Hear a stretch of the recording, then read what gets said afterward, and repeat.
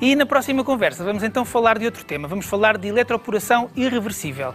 Um tratamento com um nome um bocadinho diferente daquilo que está habituado, mas que permite tratar o cancro da próstata. Vamos perceber tudo sobre esta técnica que chegou a Portugal em 2014 e quem nos vai ajudar a perceber mais sobre isto é o médico urologista Pedro Nogueira da Silva. Olá Pedro, bem-vindo. Bom dia. Tudo bem? Antes de falarmos desta técnica com um nome que as pessoas provavelmente não reconhecem, eletroporação irreversível, vamos se calhar começar pelo princípio, falar um bocadinho da próstata e do cancro da próstata. Muito bem. Então vamos começar usando aqui este modelo que temos aqui e tentar explicar aqui resumidamente o que é que quando estamos a falar quando falamos de próstata e eventualmente das implicações para o tratamento de cancro da próstata. Por isso, temos aqui a bexiga, e temos aqui esta glândula em tamanho de uma castanha, que é então a próstata. Obviamente, juntinho aqui à próstata passam os nervos e as artérias que irrigam o pênis e por isso responsáveis pela ereção e provavelmente aqui não se conseguirá ver, mas ali no pavimento, mesmo no fim da próstata, o esfíncter. Aqui nesta zona de baixo. Exatamente.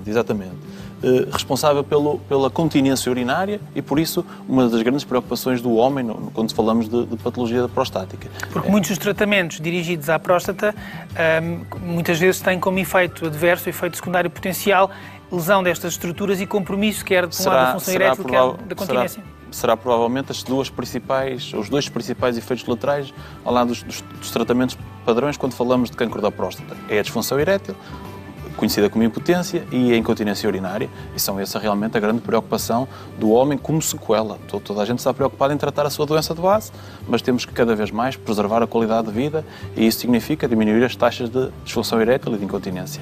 Nós pensamos em próstata, pensamos em dois grandes grupos de patologias, haverá muitas naturalmente, mas a hiperplasia benigna da próstata, por um lado, e o cancro da próstata são aquelas duas principais títulos que as pessoas se lembram quando pensam em próstata. Quais são as principais diferenças? Muito bem. Desde logo, estamos a falar de uma doença benigna e de uma doença maligna. Por isso, quando falamos de hipertrofia benigna da próstata, estamos a falar de uma doença benigna que não põe em risco, à partida, a vida do doente. Quando estamos a falar de cancro da próstata, como o próprio nome diz, estamos a falar de uma patologia oncológica que potencialmente pode pôr em risco a vida do doente. A hipertrofia da próstata caracteriza-se pelo crescimento da próstata e pelos sintomas urinários que estamos habituados a ouvir falar. O levantar de noite, o urinar com jato mais fraco, o aguentar pouco tempo entre duas micções, o achar que ficamos com urina dentro da bexiga quando se acaba de urinar, e esses são os sintomas típicos da hipertrofia benigna da próstata. Se calhar convidava-te a virmos até aqui, porque temos uma imagem que ajuda a perceber porque é que isso acontece. Temos aqui uma imagem geral onde se vê aqui a próstata, mas temos depois uma segunda imagem onde se vê de facto a relação anatómica entre a uretra e a próstata, que explica os tais sintomas que surgem na hiperplasia benigna. Vamos já ver essa imagem. Muito bem, esta é a tal imagem da próstata. Se imaginando a imagem anterior e aquele modelo, a bexiga estará aqui. Exatamente. E aqui temos a uretra, o que traz a urina para fora, para o exterior. Aqui o tal esfíncter que eu falei. Ora, quais são assim as grandes diferenças? Fácil de entender.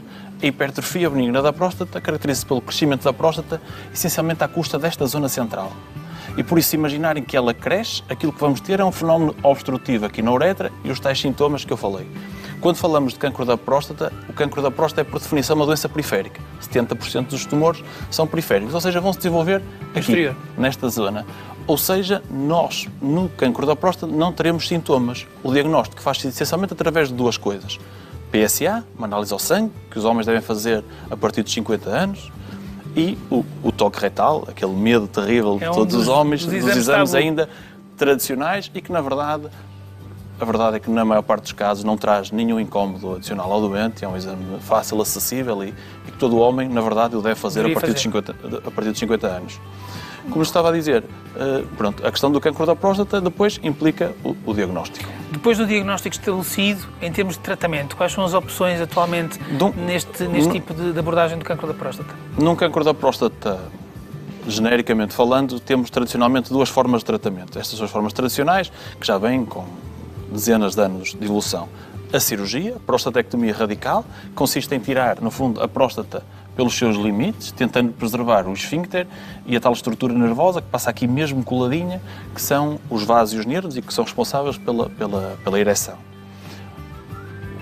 Por outro lado, temos as formas de radioterapia, seja a radioterapia externa, por isso, no fundo, uma fonte de energia que vai, entre aspas, queimar a próstata, É evidente que se tenta centrar a radioterapia à próstata, mas temos sempre um efeito dissipatório de energia sobre a bexiga, sobre o esfíncter e sobre o intestino, e alguns efeitos laterais que depois vão aborrecendo as pessoas. É por isso que este tipo de técnicas, como referias, de facto podem ter efeitos adversos, indesejáveis naturalmente, para o doente, nomeadamente a disfunção erétil, a impotência sexual. Sim. E as questões... Estamos a falar genericamente de uma taxa de 50%, ou seja, 50% dos homens têm uma taxa global de disfunção erétil e 10 a 20% de incontinência.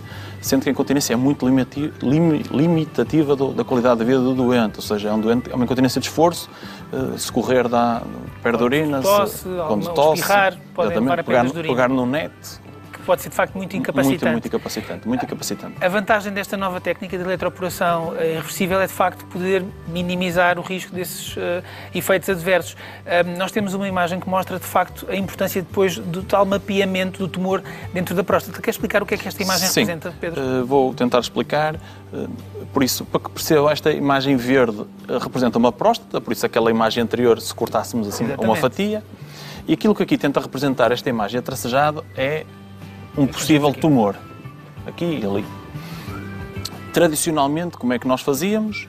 Fazíamos uma biópsia que nós chamamos randomizada, ou seja, tirávamos fragmentos aleatoriamente da próstata e o resultado que tínhamos era: esta próstata tem ou não tem um cancro da próstata. Se tivesse, teríamos que tratar a próstata na sua globalidade, porque claramente não sabemos onde é que está a doença dentro da próstata. Temos uma nova corrente, que já vem há alguns anos, é evidente que tem custado a entrar, porque tem que se mudar mentalidades, até na própria comunidade médica e comunidade urológica, mudamos o paradigma, ou seja, deixamos de pensar em tratar a próstata toda para tratar o tumor. O que é fundamental para isso?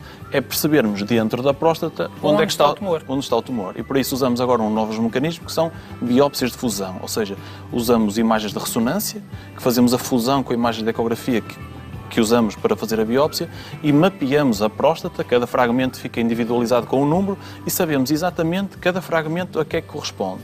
E fazemos corresponder estas supostas imagens de cancro com a nossa biópsia. O que é que isto nos permite?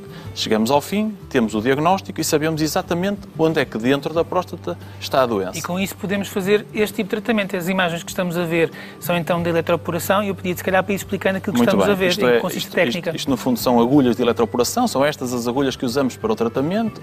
Aqui está desenhado aquilo que representará um tumor dentro do tecido e o tecido envolvente. Isto são duas técnicas diferentes que estamos a ver aqui de terapêutica focal. Aqui eletroporação e aqui uma terapêutica térmica convencional, crioterapia, AIFU. Grandes diferenças. Aqui o que se vai ver é que a área, aqui temos, isto é acompanhado, como vos disse, em imagem em tempo real, seja por ecografia, ressonância. Aqui na eletroporação é feita uma delimitação exata da lesão, com normalmente 3 agulhas que vão fazer pulsos de corrente elétrica entre elas, alternadamente, pulsos muito curtos. Esta pescar da imagem tenta representar a velocidade dos pulsos e conseguimos delimitar ao milímetro, e vamos ver para a frente no vídeo, a área de tratamento. E isso permite preservar as outras estruturas adjacentes. Curiosamente, aqui vamos ver essa tal imagem, ou seja, nós conseguimos delimitar quase à camada celular, isto são coisas microscópicas, a zona afetada, da não afetada, exato. E aqui vemos um mecanismo de destruição celular. Isto é um mecanismo que já era usado antigamente como eletroporação reversível, curiosamente, que nos permitia fazer entrar drogas dentro das células.